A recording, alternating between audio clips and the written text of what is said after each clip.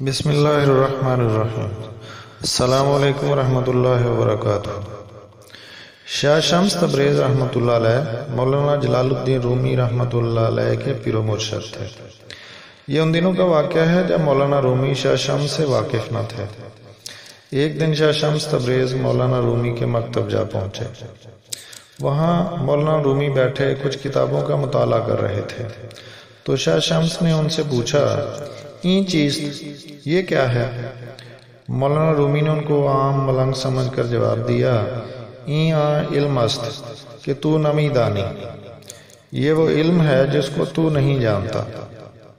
شاہ شمس یہ جواب سن کر چپ ہو رہے۔ تھوڑی دیر بعد مولانا رومی کسی کام سے اندر گئے، واپس آئے تو اپنی نادر و نایاب کتابیں غائب پائیں۔ چونکہ شاہ شمس وہیں بیٹھے تھے تو ان سے پوچھا۔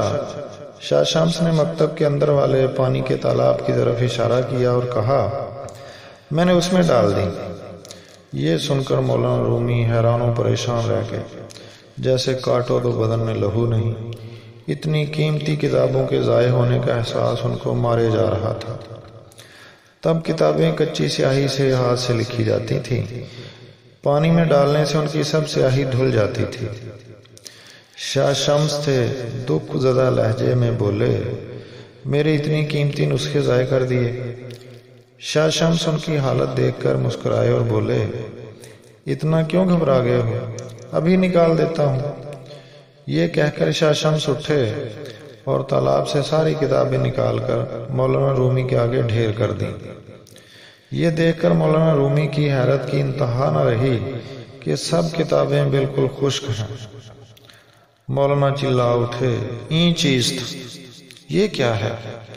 شاہ شمس رحمۃ اللہ علیہ نے جواب دیا، این علم است کہ تو نمی دانی، یہ وہ علم ہے جس کو تو نہیں جانتا۔ یہ کہہ کر شاہ شمس چل پڑے۔ ادھر مولانا رومی کے اندر کی دنیا جیسے الٹ پلٹ چکی تھی۔ اپنی دستار پھینک کر شاہ شمس تبریز کے پیچھے بھاگے اور جا کر ان کے پاؤں میں گر پڑے کہ خدا کے لیے مجھے معاف کر دیجیے اور مجھے اپنے قدموں میں جگہ دیجیے۔